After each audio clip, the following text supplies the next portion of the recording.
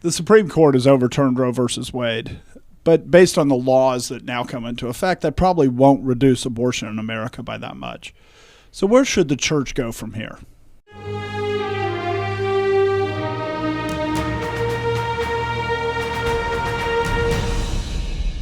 Welcome to The Conquering Truth. I'm Dan Horn. I'm Jonathan Sides. I'm Charles Churchill. And I'm Joshua Horn. In the Dobbs ruling, the Supreme Court overturned Roe versus Wade, which basically said abortion was a right. When you look at it, that based on the states where there's a lot of abortion clinics and other things, it probably won't have that much effect in reducing abortion, even though the liberals are out there saying, they've taken away the right to abortion from all these women. And the reality is it's not going to change that much. The Supreme Court was very explicit that what they were trying to do is take this out of the judiciary and put it back into the legislative, back to the people and their representatives to be making the decision rather than just having people wearing black robes do it. So what does that mean with the Dobbs decision and where abortion will go and what the church should do in the future about it? I think the first thing to do is, to rejoice over it. The podcast has barely started and we're already, there's criticisms out there when that's appropriate. But, the Roe versus Wade is, when history comes to look back on it, it's going to be one of the atrocities of the 20th century. And for that to be brought down is a very good thing. Right.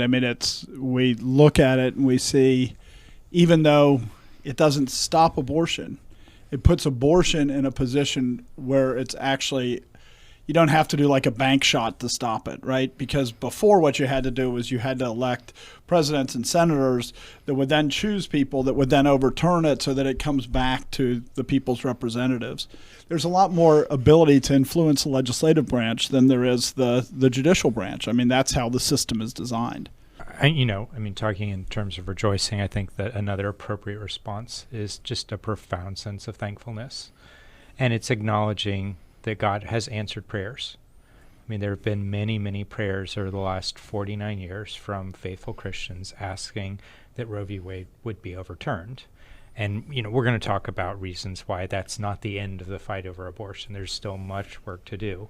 But people have been praying for this, and then God did it through all sorts of crazy and hysterical political theater.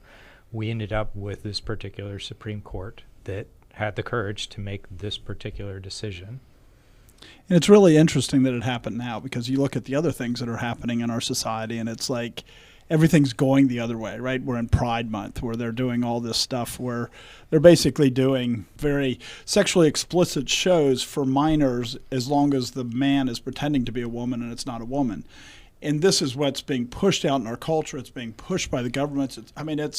And yet then out of the blue comes this decision that seems to be going the other way. And I hope that it ends up having that effect, a significant effect. And it does open the real possibility to do that. So like you said, we should rejoice. And if you read the ruling, if you read the actual opinion, the arguments made in the opinion, I think you very well could make an argument that abortion is illegal from the Constitution. You could make that argument. The actual opinion, it's a pretty good opinion. It's written fairly well. It deals with specific issues. It actually walks through and addresses things in a logical way. And there's a sense where people think that's not important, but that is actually important. It actually is important because Roe v. Wade didn't make sense. And I think even Ginsburg would admit that the way that they argue, the way it was argued and the way it was ruled on, it really didn't have any merits in jurisprudence. It got them what they wanted, but it wasn't argued well. It wasn't based on something. It didn't establish a good precedent. And there's lots of other things that have happened because of Roe v. Wade that can now be looked at in a different light as well. And so even at a minimum, even if it changed, even if the exact same number of abortions were done after it, it's good that that the law is talked about in a way that makes sense and is consistent with the law and is actually thought about, because if people's thinking changes, it changes a lot of other things. I was thinking about Cyrus with his decree to come back. You can come back. The Jews can come back to Jerusalem. Well, I don't think the Jews should have been sitting there saying, well, he said we could go back to Jerusalem, but he's still an idolater. He's still worshiping false gods. What? This is horrible. They were. Right. I don't know if we have their exact reaction, but we can assume that their reaction was rejoicing and going out and doing the work that they were given to do. And so even though, it was passed by a Supreme Court where, very few, probably none of them are true Christians. We can still rejoice in it, even though they didn't say, God has created, people from in the womb as bearing His image. Even though that's not where they start their reasoning, we can still appreciate what they did say and, the decision that they did make. And one of the things that's really important to recognize is that what they were doing is making a due process argument. They were saying that there's a logical way that our laws are to be applied. Part of the country's running and saying due process just doesn't matter. And it's a really good thing that the Supreme Court came back and said, no, due process does matter. And even Justice Thomas, who said, not only does it matter, but it means there's the decision on homosexual marriage that needs to be revisited, that this logic that was completely flawed has been applied in many other cases to create some real public policies that have been incredibly damaging to this country. And even though nobody would even join with them, and it was a solitary concurring opinion, it still is, at least they're talking about due process mattering. And that's really important. You just look at, judicial activism, and a lot of it goes back to Roe versus Wade. Because this is when people basically said, we want this so much. It doesn't matter what law we ignore. It doesn't matter what words we pervert. It doesn't matter what we do. Anything is acceptable if we decide this is what we really want, which means we're no longer a republic. It means we're no longer have representatives that matter if the Supreme Court can step up and say, but we think it's this, so therefore nobody can question it. Which is what Roe versus Wade was about. It was about none of the people wanted, or at least 3/4 of the states or something it was illegal in. And yet they come in and say, now everybody has to have it. And as a nation, it is a time to rejoice, but it's also a time to mourn. It's a time to mourn because of 65 million babies. And it's a time to mourn because, let's be serious, we let oligarchs, this group of people, just because they wore black robes, become our rulers. And we have responsibilities to due process as well. And we the people of America rejected the Constitution and said, no, these people that are unelected officials, that they are going to determine what legislative policies for this country will be, which is just a horrible thing. And as a country, we accepted that. And so even a step back where somebody reasons and goes, this isn't how it's supposed to work, hopefully that will help, and that next time when they try to do it, and they will try to do it again, hopefully more people will rise up and say, you don't have the power to do that. You don't have the right to do that.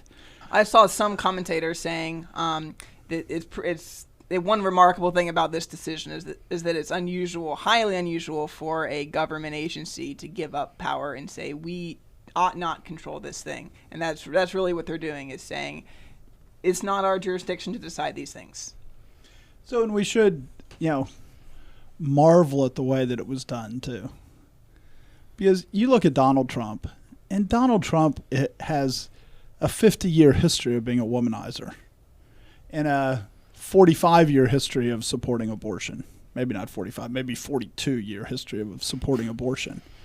And it's hard to believe that this man, who was a well-known womanizer, at some point didn't pay for an abortion. That's his character. That's what he was pro-abortion. It's just, and yet God chose to use this person to appoint justices so that it would be overturned. It's pretty remarkable when you think about it, because you have like Ronald Reagan in office. When Ronald Reagan was in office, he wrote a book, the only president that wrote a book while he was in office, about how abortion should be stopped. But yet he appointed Sandra Day O'Connor, who anybody who studied her history would recognize she'd be pro-abortion. And so there was a lot of posturing to say, we're against abortion.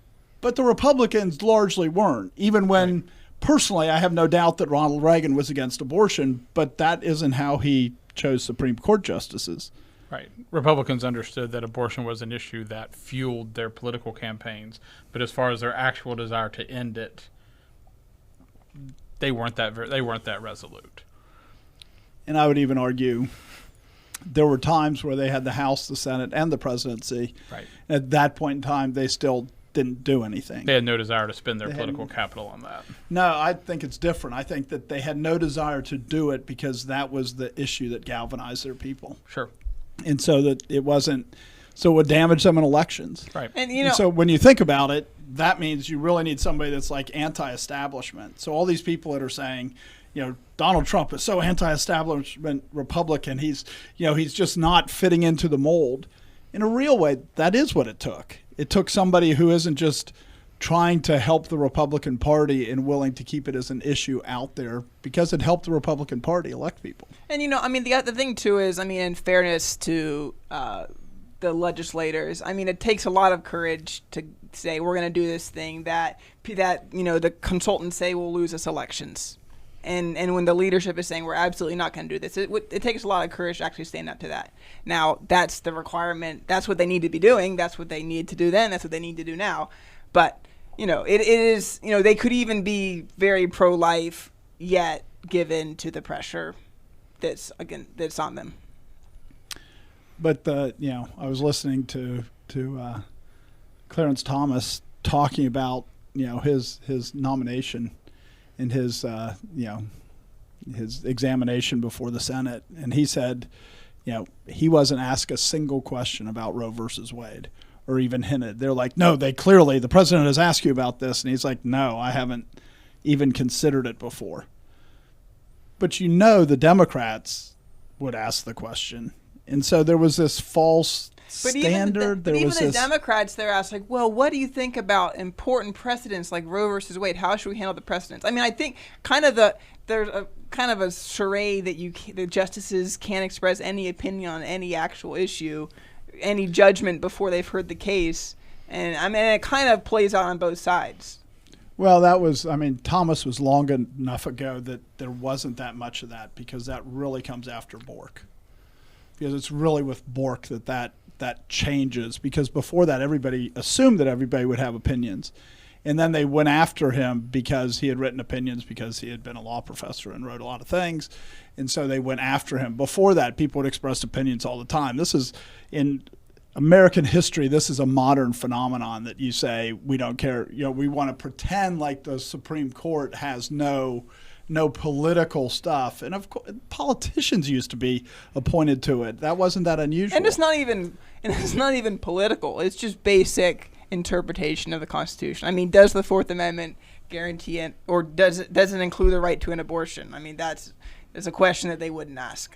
So we've been talking about due process, and when they made the decision, in the summary of the decision, they're pretty clear about it. The Constitution does not confer a right to abortion. Roe and Casey are overruled, and the authority to regulate abortion is returned to the people and their elected representatives. And so they're being very explicit that the Supreme Court took something that wasn't in the Constitution, and you could even argue, pretty based on the writing of the Constitution, that they don't even have the right to say whether something's constitutional or not, but they've usurped that authority for 220 years or something. But they're saying in this case, they couldn't even point to the Constitution, so you can't say that this is an issue about the Constitution. And it's worth noting, just in case you've been listening to the news, that this decision doesn't make abortion illegal. Right. That's not the content of this. This decision is saying that the decision about the legality of abortion goes back to state legislatures. It's just not a constitutional right.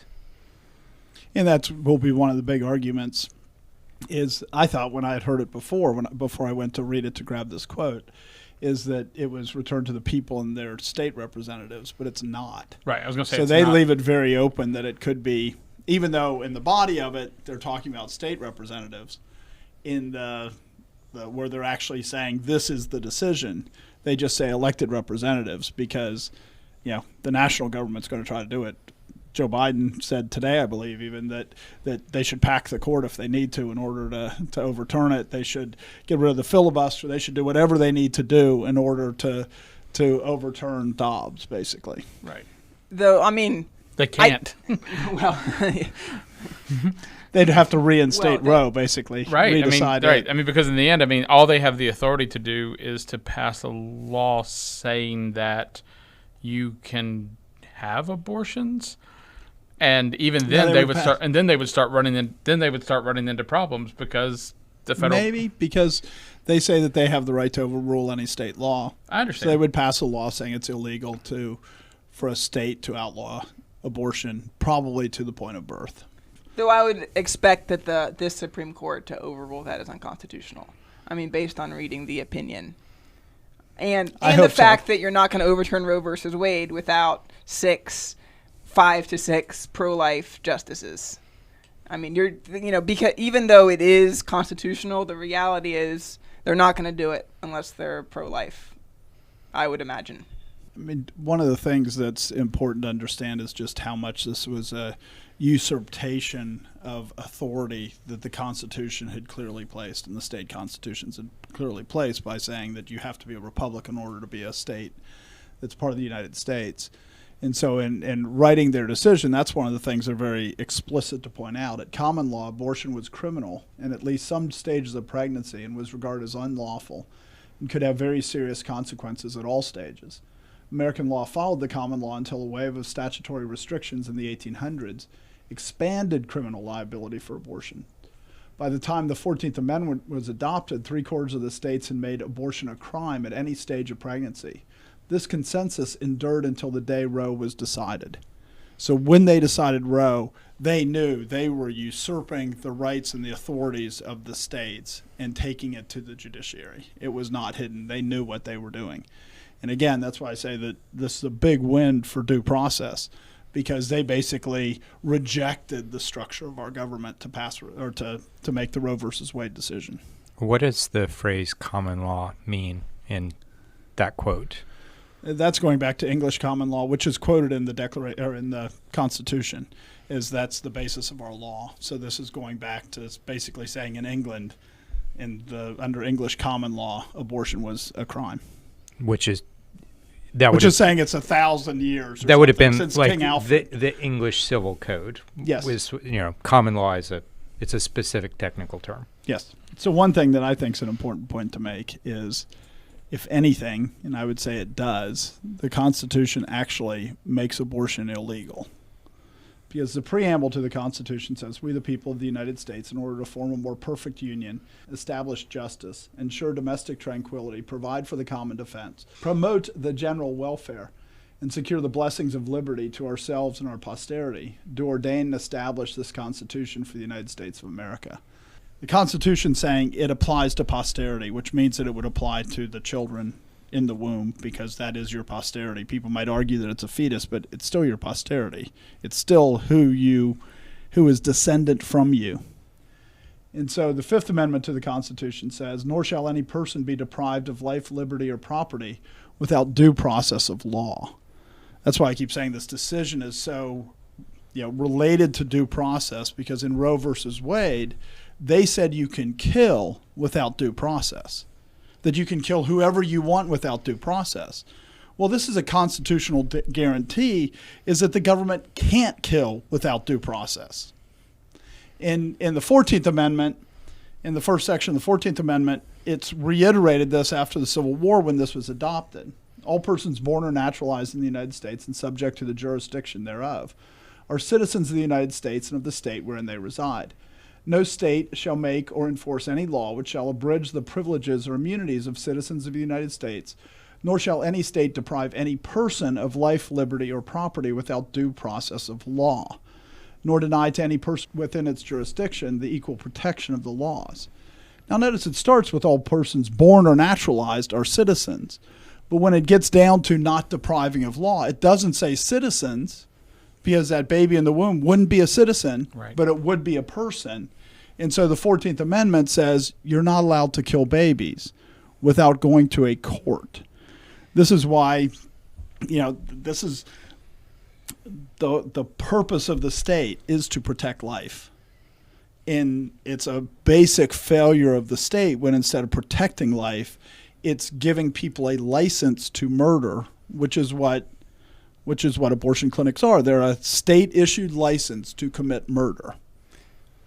So I think this is a difficult issue. I mean, because on the one hand, if it, like, let's say, make a constitutional amendment that says all abortion is bad, great, 100%. But does the Constitution as written prohibit abortion? I think it's pretty difficult. I'm undecided on that. But just kind of to give kind of the other side of it, the preamble is stating the purpose of the government. It's not giving the government power, because there's a ton of unconstitutional stuff done under the General Welfare Clause in the preamble, but the preamble is not a license to do whatever you want because you think it's good. So when the Constitution was originally adopted, I mean, the states were independent countries, and then they're coming together to delegate a few powers, like to conduct war, to do treaties with foreign countries, and some other things that you can't do as separate states. And if you want to be together, you have to do them in the federal government. But all crimes like murder, like abortions, theft, all that stuff is 100% state law when it was originally adopted. So you get to the Civil War, a lot of things change, and with those Reconstruction amendments, including the 14th Amendment, there's a bit of a shift. And I think this 14th Amendment, Section 1, is kind of the core of that, where the federal government is given some authority to stop the states from doing some things to the people. But I think it's not super clearly written, potentially by design. I mean, because it says, because these are things that have been greatly debated, how much, so when, like, there's substantive due process, is the government allowed to, is the federal government allowed to say, here are certain rights that the state cannot violate? Or is it only allowed to say you have to pass laws to do it? Like, so the county commissioner can't just say, everybody needs to give me $1 million in my county. Well, he doesn't have the authority to do that. That's not through due process. But if the state passes a law, well, now that's due process, even if it would violate liberty. So that's a question that's debated, and partly because it doesn't really say one way or the other. And then you have equal protection of the law, and both the due process clause and the equal protection clause, a lot of bad stuff has been done under those clauses by saying you can do whatever you want. I do think you need to step back and say, because it was about 50 years later after this was passed, that a lot of that misinterpretation, which I would agree it was a misinterpretation, but what this was actually trying to do is to stop things like states killing blacks, which is why they were saying due process. And in common law, due process has a meaning, which means it goes to court. And so, yes, it requires a law, but it also goes to court as due process. And so I agree with you that this is taken to mean all kinds of things that they probably didn't even intend it to mean, because it wasn't for 50 more years until they start to read all these things into it. But basic due process isn't one of those things. They were trying to give due process, especially to slaves that had been freed. Right. And so things like, I think I read California was going to do state-sponsored abortions. Well, that I think would be clearly wrong, because the state would be depriving people of life. But then does this amendment give the courts the authority to order states to put certain laws in place? That's kind of the question. If there is not a law saying abortion's wrong, can they require the states to pass a law allowing abortion? Versus, because equal protection would be like, well, it's, wrong to, you can't kill people.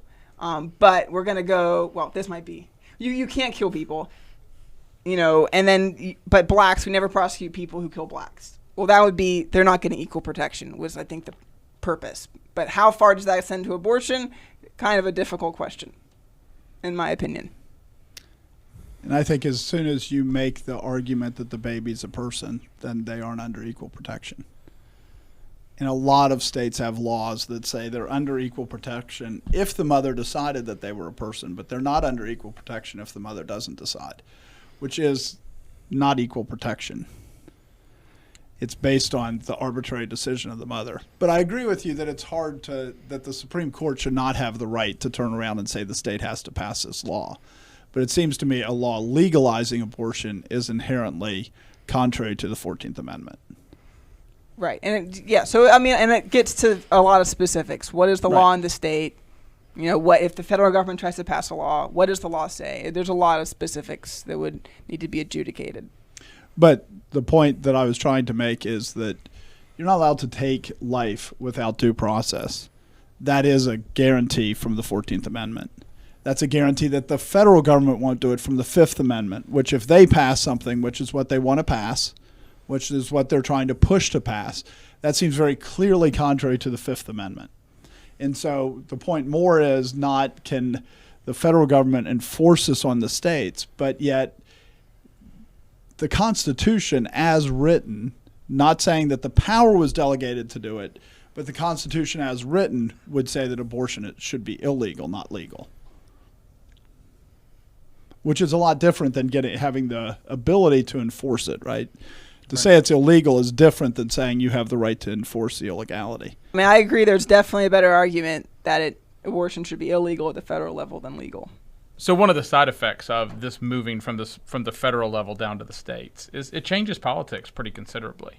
Because in the past, like you were talking about, on the Republican side, abortion has been kind of the fuel that drives the engines of the political party. I mean, it's what the people who come out and who volunteer, the people who come out and push, a lot of those are anti-abortion activists, and there are people who are very, very passionate about that. But one of the things has been, because the federal government said you can't pass any laws about abortions, is it was really easy at the state level to say, I'm anti-abortion and run for office, because you didn't have to do anything. In fact, you couldn't do anything, and no one really could expect you to do anything. The most they could expect you to do was give passionate speeches about it, and maybe if there was some opportunity to appoint someone, to vote to appoint someone who was also anti-abortion. So I wouldn't let them off the hook that easily, because I mean they do have a duty to stand against. I don't mean they didn't have no. I'm just. It was hard. It was very hard to hold them to do anything. Right. I'm not saying they. In reality, they weren't off the hook for anything. If they were statesmen instead of politicians, they would have done something. They're going to stand before God, and God's going to hold them accountable. They haven't gotten by with anything. But in the sense of the way politicians are evaluated by voters, it was very hard to look at someone and go, you totally dropped the ball on abortion. Now, there are a lot of states where you can pass laws about abortions. It may even get more granular than that at some states. There may be levels where you can pass things could be done at the county level. Things could be, I mean, it could get very interesting depending on how things roll out at in certain places. And there's all of a sudden a point where you can say you're you're anti-abortion, and you might be expected to do something about it. The parties even kind of sorted themselves out largely over the last 50 years of, the Democrats are pro-choice, pro-abortion, and the Republicans are pro-life. And it sorted itself out because it was an issue that in one sense was very serious and in another sense was meaningless because they weren't going to do anything about it. Right. But now all of a sudden this becomes an issue that sorted the parties, but yet the people in some cases aren't going to be willing to do anything that said they were willing to do something. And I mean, look, even President Biden used to be very pro-life. He believed, 10 years after Roe versus Wade, I think he either sponsored or co-sponsored a bill to basically overturn Roe versus Wade. And so, you look at how much it's shifted, but now all these positions become real instead of just lip service. And so, and they become real, like you said, a granular level, like going to a lower level to counties and stuff, but it's going to become granular, like what about the morning after pill? What about rape and incest? What about these other issues that show where your principles are rather than just where your politics are? Because a lot of these things before, it was largely political. You would say these things where you're trying to hit the most, but now all of a sudden, your decision actually means life and death for people. And it's in the providence of God, it happens in the middle of a midterm election year. So there's an opportunity for people to be asked questions now and then see in the very near future how serious they are about keeping campaign promises, one way or the other. Right. Right. Yeah, and I think it's important to kind of drill into some of these things, because it's easy to say you're pro-life, and they're going to pass. I'm sure some states will pass certain laws that leave a lot of abortions, potentially the majority of abortions, still on the table as legal. Because the ones that the dismemberment and these type of things that are used by the pro-life movement, you can outlaw those, and you've just barely touched the surface. I mean, one of the other things that's going to happen is some of these issues actually haven't been thought about that much. I mean, they haven't actually. I mean, because the Supreme Court came down and they said, and they made a ruling, and they made it in a very illogical way. They carved it out in a way that there has been thought about the implications of their decision, but the actual underlying principles and how to apply them actually hasn't been thought about by a lot of people because there was this federal mandate that was passed down, and so people at the local level actually weren't talking to each other. People weren't, even at the political, where there are times where politicians actually do lead when they're doing their jobs. There are times where they come down and they actually walk people through a complex issue. You actually have to balance these rights, and you actually have to deal with these things. And people meet each other and they actually talk about things. That hasn't happened with abortion for a really long time. And so even things like what Thomas is talking about, like revisiting other decisions the Supreme Court has made, part of the reason why we've gotten to this level of absolute insanity in the nation is because we've just been marching forward, applying the implications of this illogical thing, as opposed to actually thinking through what it means. And some of that's going to start to happen. I mean, there have been people I've seen who've talked about it, and they said they've started to have actual conversations with people. And they said it's been really interesting because they said it hasn't gone anywhere nearly as badly as they thought it would. But all of a sudden, people are having to, because people recognize that it's very hard to say a baby isn't a person in any way. But when the government says they're not a person, what do? And so that's going to start shifting. In particular, because it is, even when you think of the judicial branch, a judge is supposed to be looking at the law and saying this is what is just. A politician, it comes from the word that means many people, basically. It's coming from people that have to look at the people and say, what are the people actually saying? Which means that all of a sudden the conversations matter, because you're right, it's not just the position of the politician, it's what the people are saying to the politician that matters now, because it's not a judge who's saying, I'm supposed to be impartial and separated from the politics, even though they never are.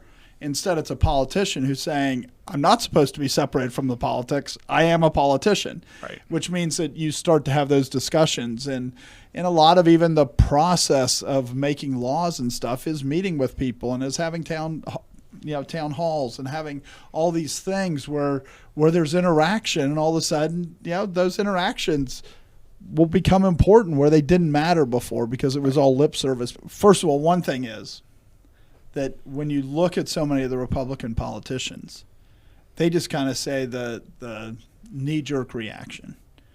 Abortion should be illegal except in the case of the life of the mother, rape, and incest. But those things are actually really hard because people have written abortion laws, like Joshua was saying before. They've written abortion laws where they say it's the life of the mother, and the life of the mother means if she'll be unhappy if she has the baby. And the argument that people on the left are now saying as to why there needs to be a national law that basically codifies Roe versus Wade is because that their life will be destroyed by having that child. Not meaning that they will die, not meaning that their physical life will be destroyed, but I guess there was some actress that came out on it. Wasn't even paying attention to what her name was, but she came out and said, when I was 16, I got pregnant. I wouldn't be this world famous actress. I think she was world famous. She wasn't anybody that I recognized, but what does that mean? A good chance. And she said, my whole life would have been destroyed. I would have lost my life if I would have had this child. Right. Well, they're already trying to structure language. So somebody who says, in the case of the life of the mother, it's okay to kill the baby. Well, she said she would have lost her life. Right. And so they're already working to make it sound and to expand the life of the mother to mean things that when other people hear it, that's not what they mean. But they're likely to codify that. Depending on the pro-life organization, you have tenets of the pro-life argument for a long time that are going to need to be challenged, because there's people who love death and are looking for any way to keep it legal that they can. So, one of the big things that's been increasing and that I'm sure will continue to increase is abortion pills by mail. So, and a lot of pro-life people said, you just criminalize the doctor, don't punish the mother. Well, if the mother is in North Carolina or some state that actually outlaws abortion and she's ordering pills from some doctor in California, well, how are you going to stop that without, dealing with her?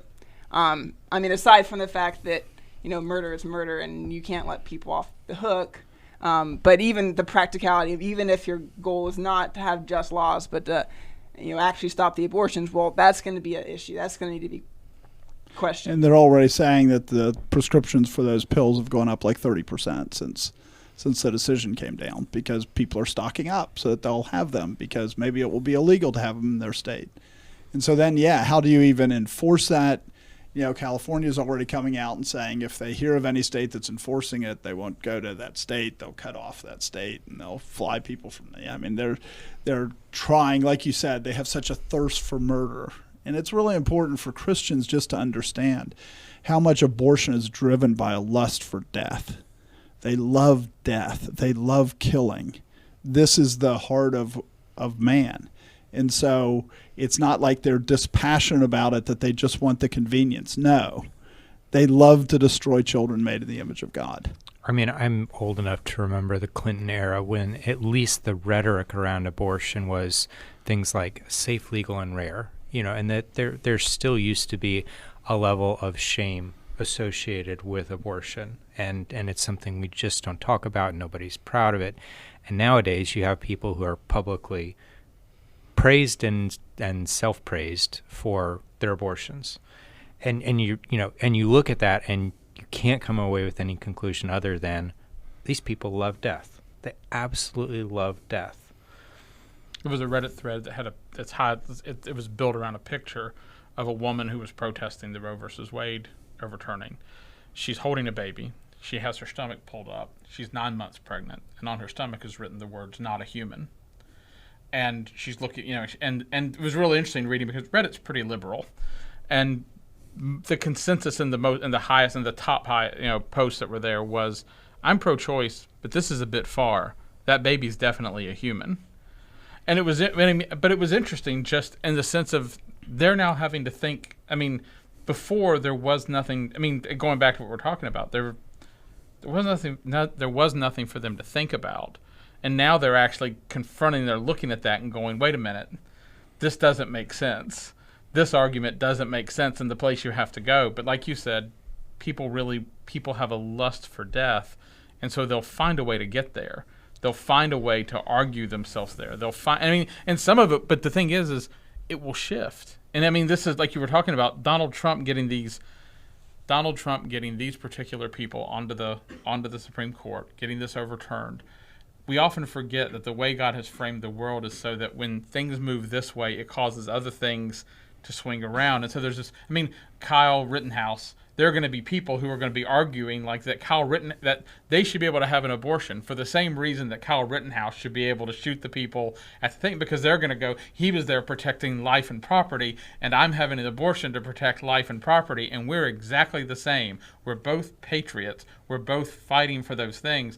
But it's going to get really weird as people start thinking these things through, because there's not this one established argument anymore. I would say it's not going to get weird. It's already weird. It's been weird for 49 years. We've been sowing confusion, and this is what we're reaping. Right. And now it's just like, hey, there's an opportunity that something rational might happen. There's an opportunity for somebody to look at a woman who's 9 months pregnant, holding a baby, saying not a human, and saying, that doesn't make sense. But you look at it, and I think all but 2 countries in Europe have more conservative laws than the Mississippi law that Dobbs was deciding, because Mississippi said you couldn't have abortion after 15 weeks. Most states in Europe, most countries in Europe are 12 weeks. And so countries that have actually had to think this through, even though they love death, they don't want it to be that obvious. And so they limit it to 12 weeks. Because the reality is, if you want to murder your child and the state wants to say you can murder your child, when you when you tear that baby apart to bring it out of the womb, it looks less like a baby at 12 weeks than it does at 18 weeks. And all of a sudden people go, wait a second, you're murdering here.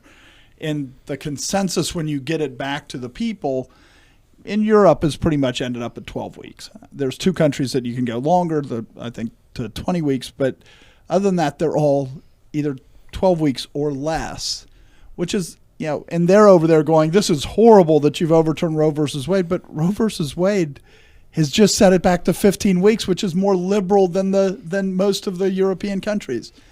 But people aren't thinking about it. Allow late-term abortions. I mean, they don't go. There's 2 that do. I mean, like no, I think there's one 20 weeks. Right. I mean, I don't think the other one. I don't remember what the other one is, but it was more than 15. Is all I remember. Yeah. And so these things that because it went to the Supreme Court and they kind of laid down this ruling that everybody has abided by, people haven't thought about it and they haven't rationally discussed it. And the big question is, are we capable of doing that anymore? Because, Europe's not. Because it's not rational to say 12 weeks. No, it's not. So just to be in case anyone's confused. But it's a lot better than to say, you can kill a baby after it's been born, which is where New York is. Where it's okay as long as you were trying to abort it, then you can kill it if it's been born. So one of the things that, immediately the Democrats have gone to is we need to pass a law at the federal level, recognizing that right now they have the House, the Senate, the White House, that, this is what they can, probably move forward with. They could do it at the national level, and in 6 months they won't be able to, right? I mean, after the election, it'll be too late.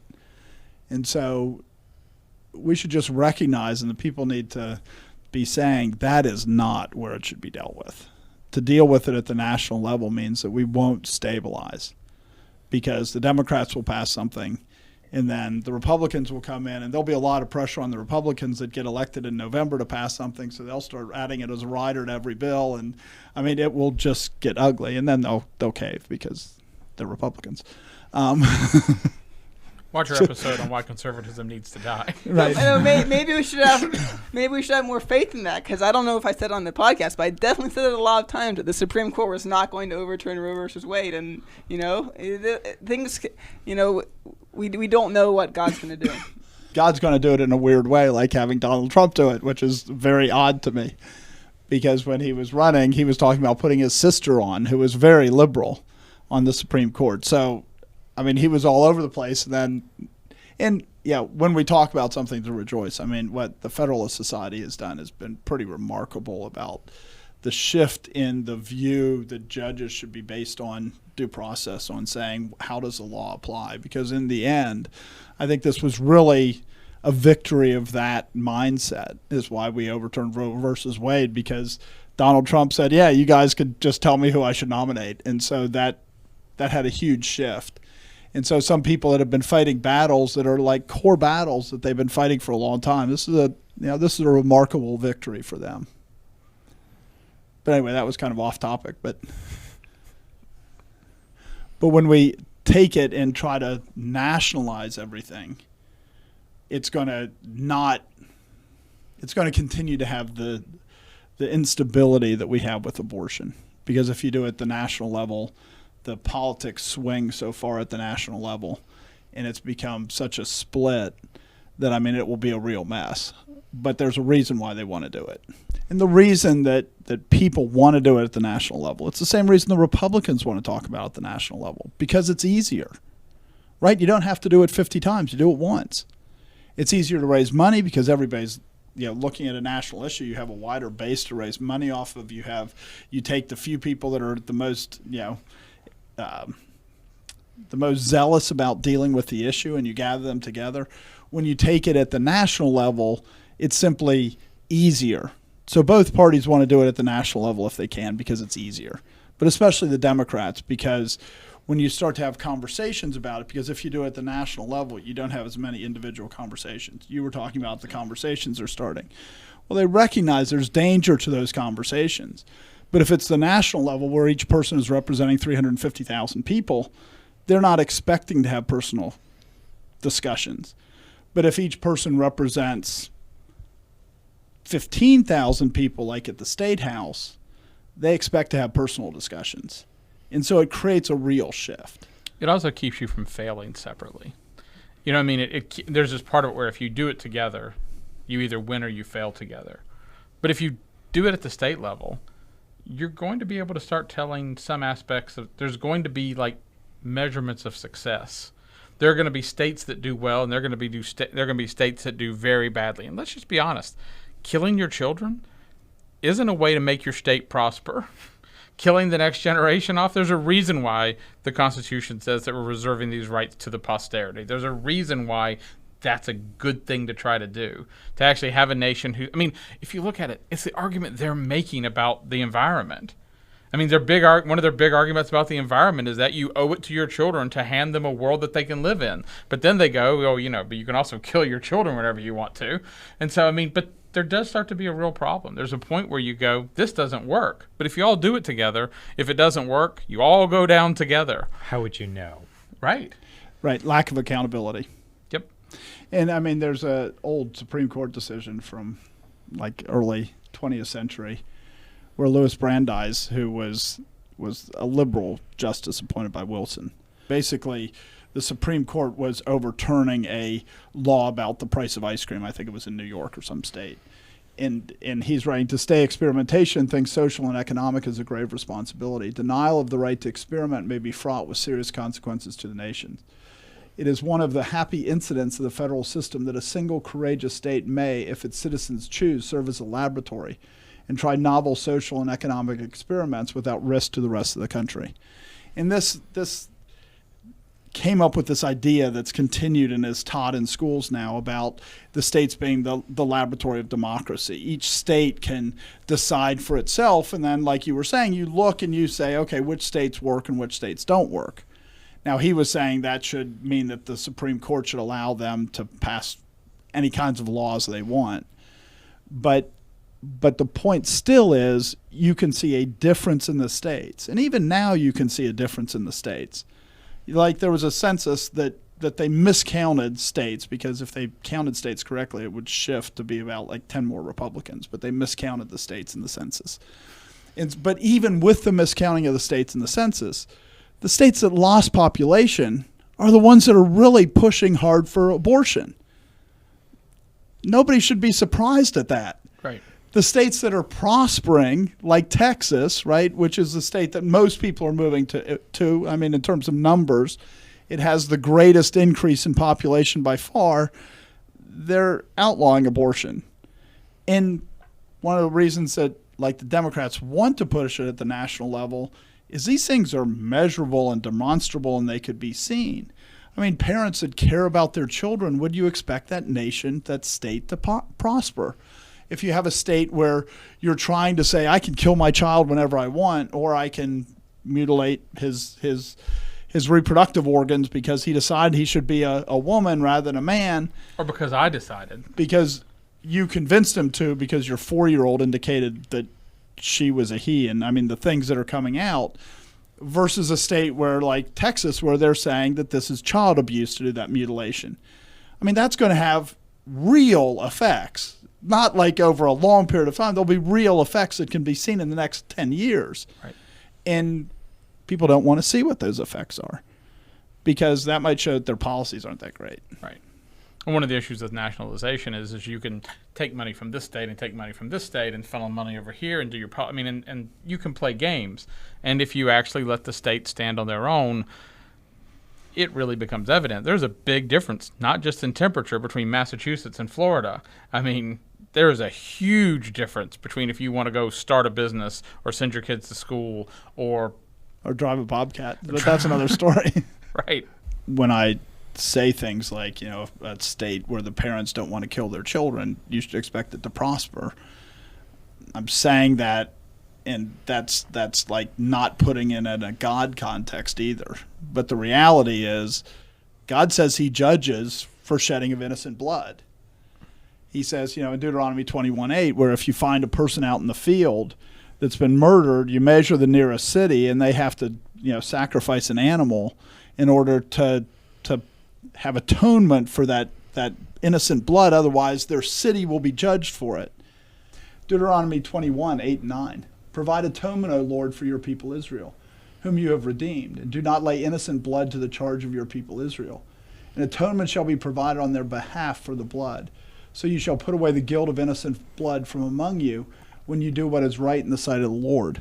And so it's logical that you have a society where the parents aren't trying to kill their children, that you would expect it to go better. But that's not absent of the fact that God will judge. And if you have a state that's loving to murder, like New York, where you can give birth and then kill the child, or California that's saying that they want to pay to fly people in there to murder their children, we should expect God not to just sit back and be silent. I mean, these are promises. These are things that God has said that he will do, as he will judge for the shedding of innocent blood. And when we nationalize it, what it means is we get a national guilt. And so Christians should be pushing very hard for it to be at a state level and not a national level, just so they don't join in the judgment, because God is real and he really does judge the shedding of innocent blood. And we already mentioned some of the the issues that even states that are anti-abortion have in them, where a lot of abortions are still allowed. And fear should come on those states as well, because they acknowledge that children are people and made in God's image, at least implicitly. And yet, if they're allowing them in a lot of cases, they have this same problem with innocent blood, and they're the ones that, to those who know what's right to do and don't do it, to them it's sin. So, I mean, it's across the board, more or less. And just for completeness sake, we should read from Exodus. Because in Exodus 21, 22 through 25, it makes it crystal clear. If men fight and hurt a woman with child, so that she gives birth prematurely, yet no harm follows, he shall surely be punished accordingly as the woman's husband imposes on him.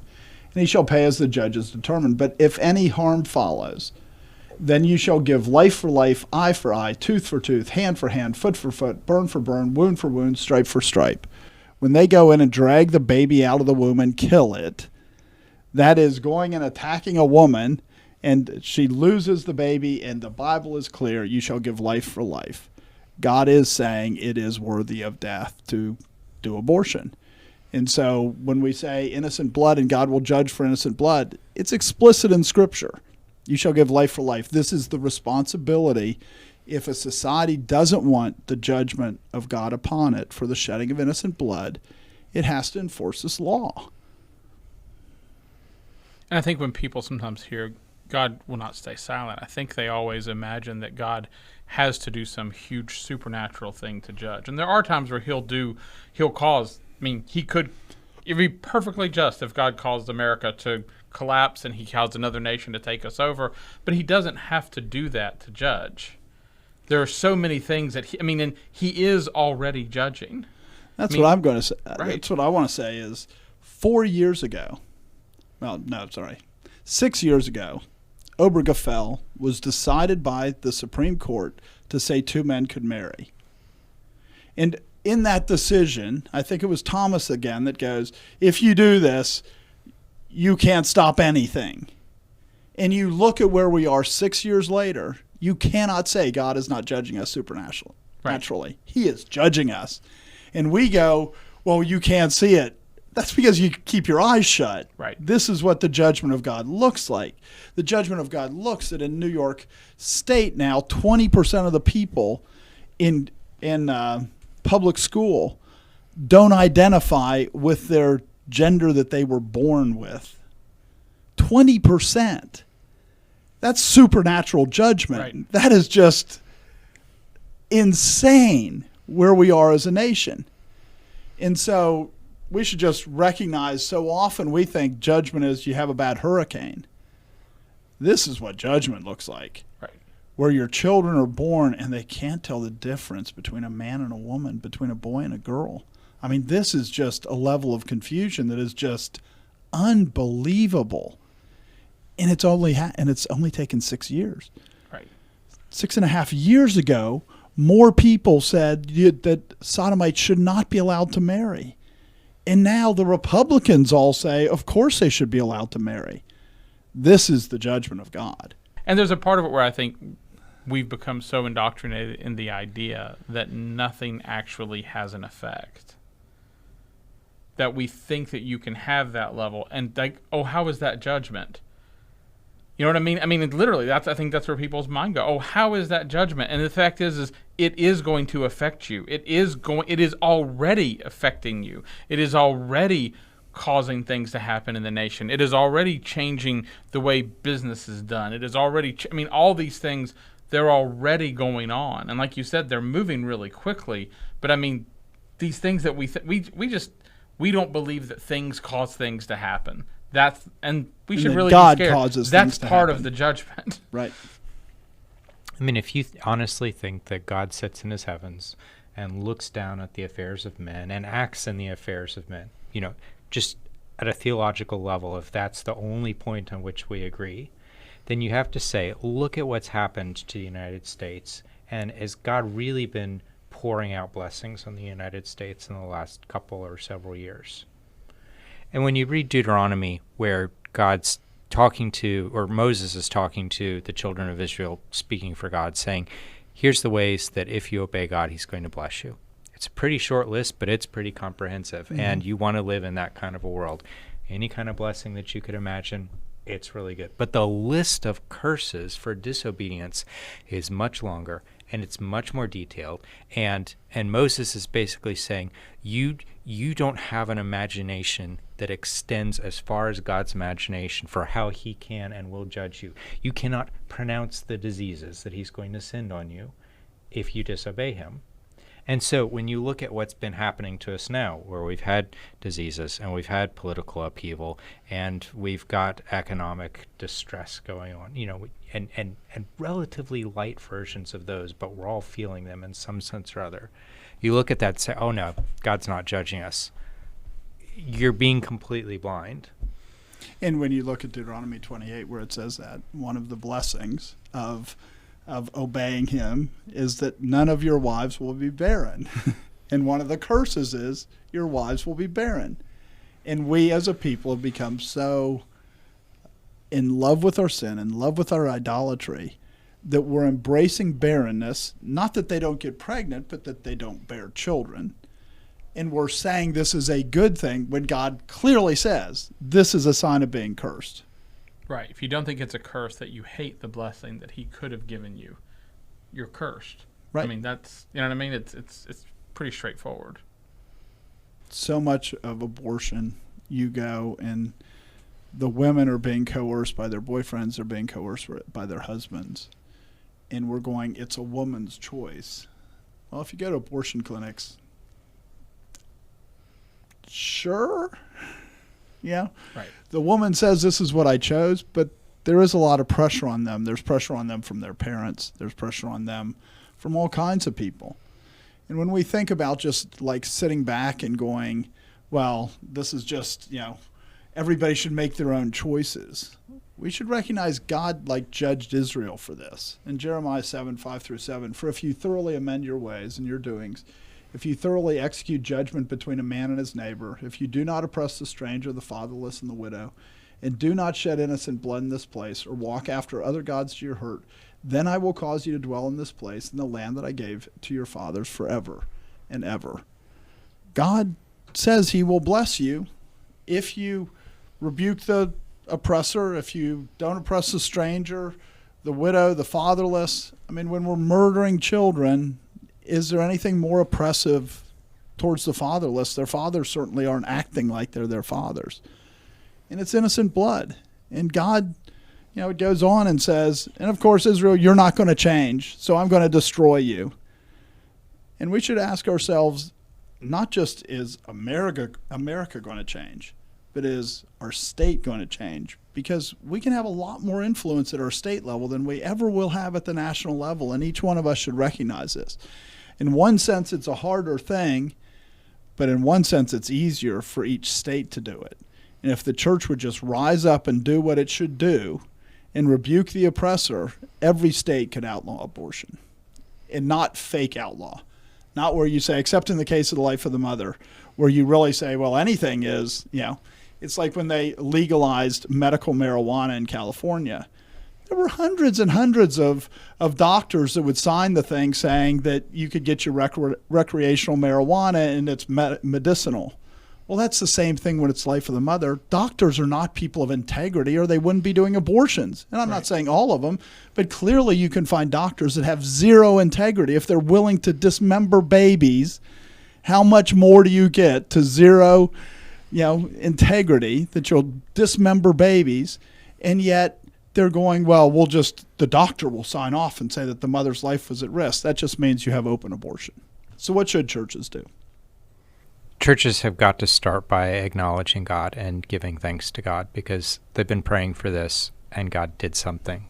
And so you've got to start there. You have to give thanks. If you don't give thanks to God, then whatever else follows isn't going to be worthwhile, because you've got to acknowledge God and you've got to give thanks. Romans 1, really basic.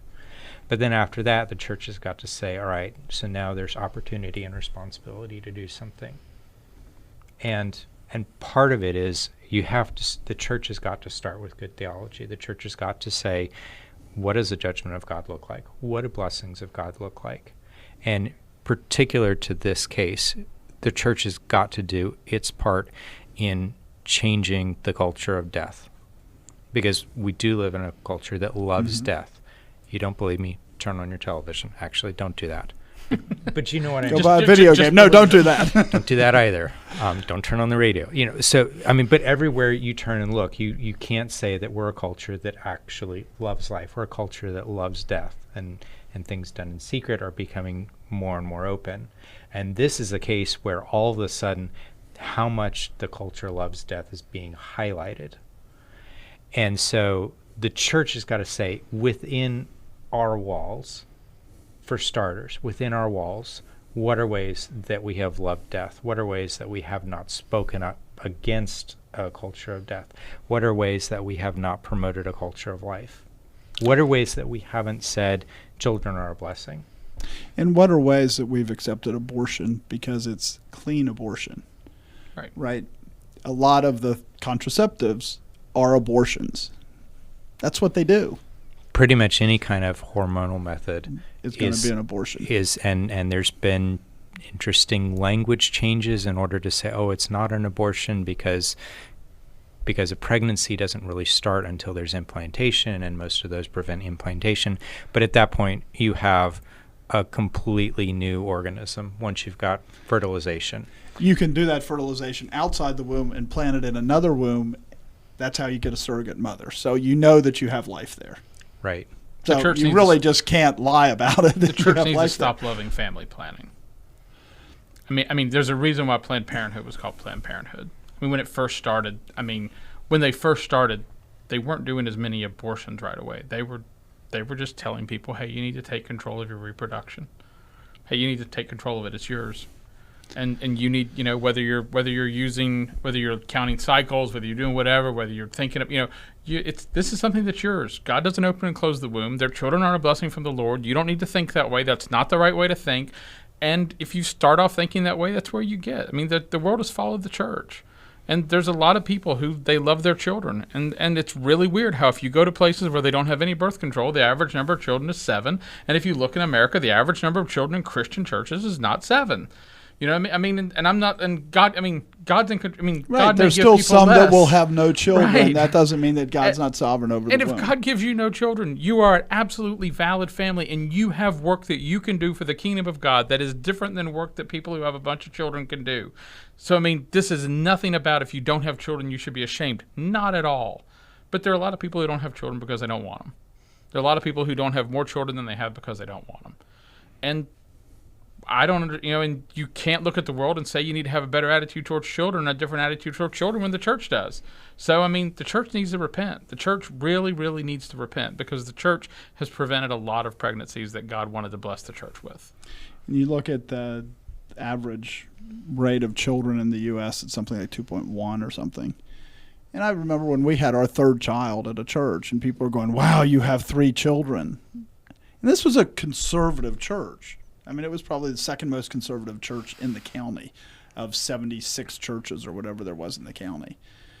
And if you then turn around and say, we believe in a culture of life, and they go and look and say, well, the number of children you have is the same as the world, do you believe in a culture of life?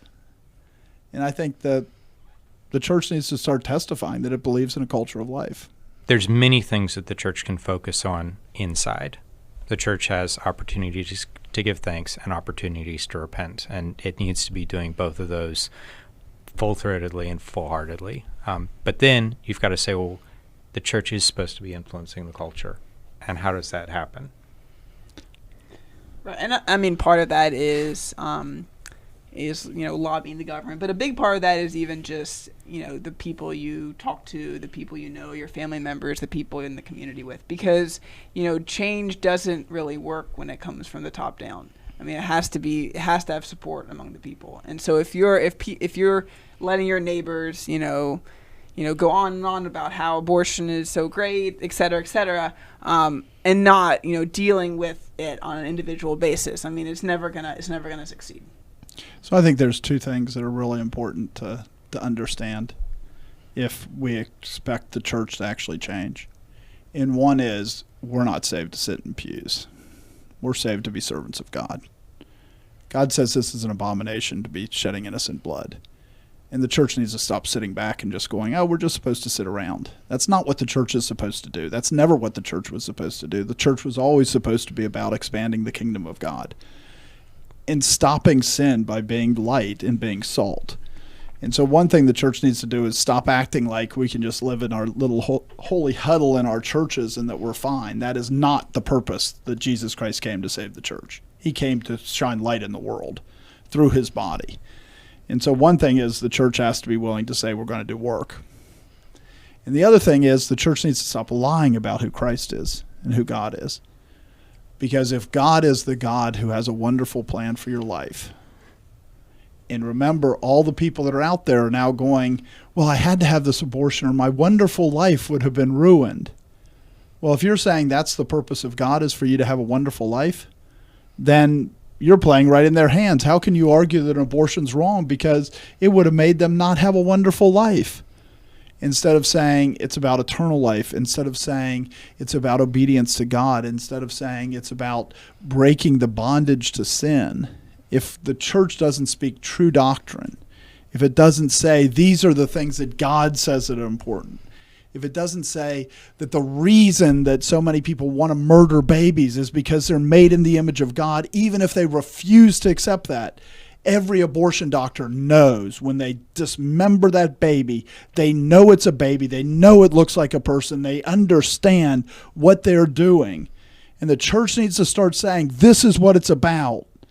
This is what it's about. It's not about people trying to make you have greater convenience. No, it's a love of death. It's a love of murder. It's a love of destroying the image of God.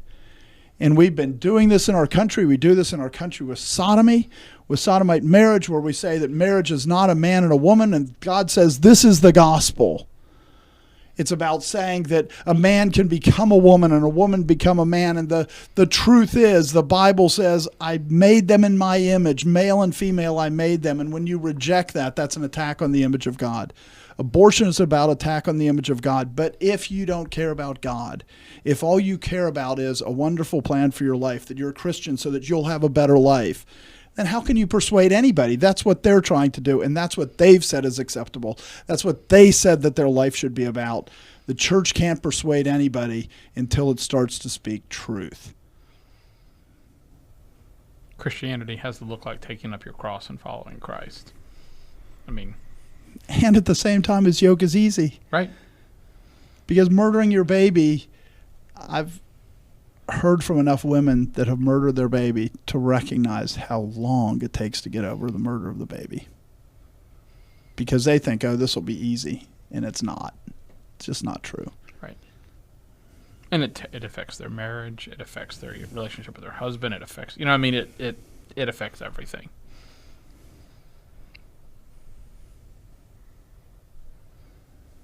The specifics of what you do to influence your culture politically really will depend on the state that you're in.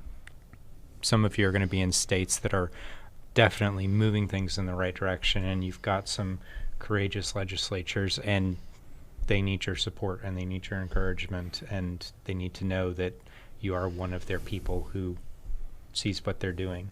And then, hey, we live in North Carolina, a sort of purplish state, and of all of the states around us, we're going to have the most liberal, the most permissive abortion laws of any of the neighboring jurisdictions. So, but we also saw during COVID that local and state representatives were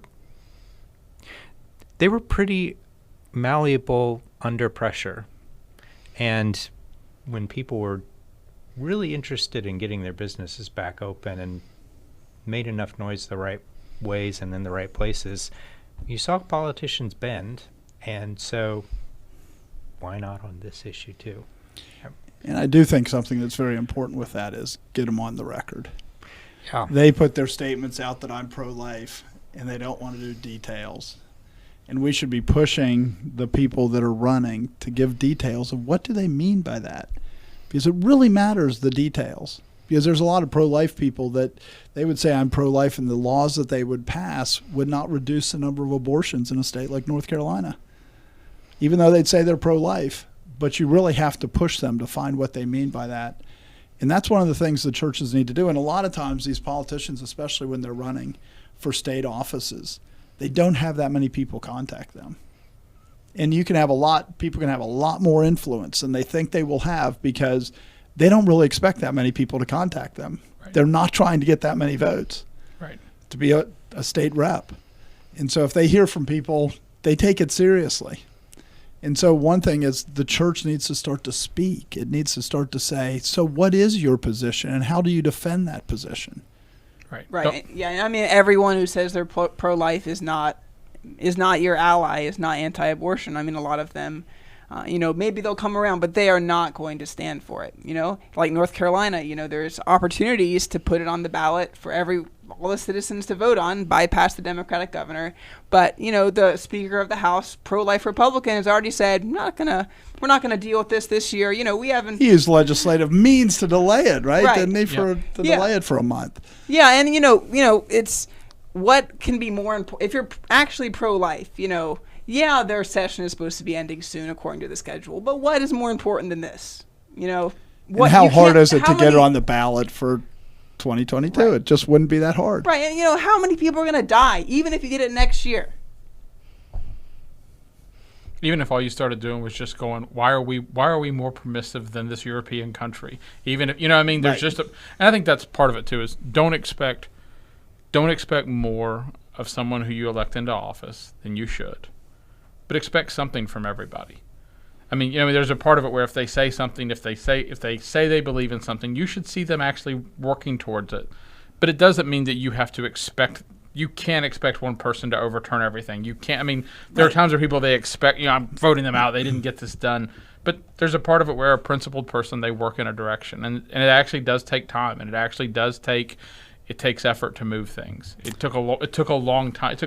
It took a long time to overturn Roe versus Wade. But a principled person is standing on principles. When you have William Wilberforce saying the slave trade is horrible, we need to end it. He pushed the same bill in over and over and over again. He's not saying I'm working towards it, so maybe in 10 years we'll do something. He's doing something today. Right. No. And the unprincipled people, they come around. But without actually principled people standing up, nothing happens. And the unprincipled people will say I'm pro-life, and they'll just morph it to get as big of a following that will accept their definition of pro-life, which is why I was saying nail them down.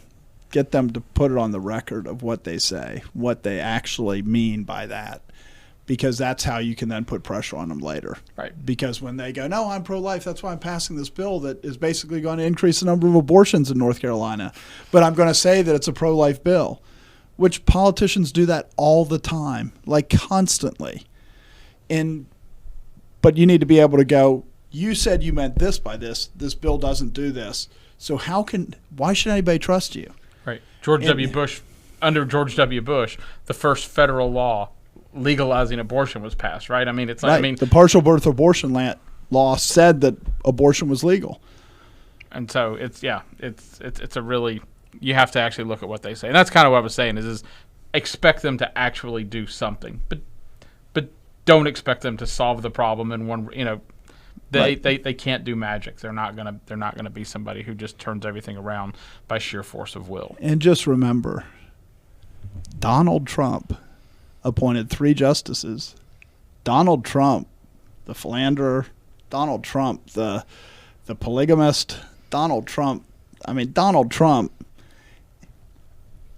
God used him to overturn Roe versus Wade. So don't look at your local politician and go, this guy's such a scoundrel, he'll never do it. Really? If it's politically expedient for him, Yeah. he'll do it. He'll outlaw abortion. And the more you can nail him down to say this is what my principles are, the more you can hold him accountable to that and push him, because if you don't have anything to leverage against, you won't be able to leverage him. So as we do rejoice that Roe versus Wade is overturned, the church should also take it as a wake-up call that now's the time to get busy. It's not the time to sit back and just say, well, things are better. It's a time where the momentum is actually shifted, and it's an opportunity to push, and it's an opportunity to remove some of the judgment that is rightly on our nation. May your church, may Reformation Baptist Church, may the true churches in this country, may we shine forth the light and the salt so that abortion ends in this land and we stop shedding innocent blood and stop having God's wrath upon us. Thanks for joining us. This has been The Conquering Truth, a project of Reformation Baptist Church. If you found this helpful, you can visit us online at theconqueringtruth.com and subscribe here or in your favorite podcast app. Thanks for watching.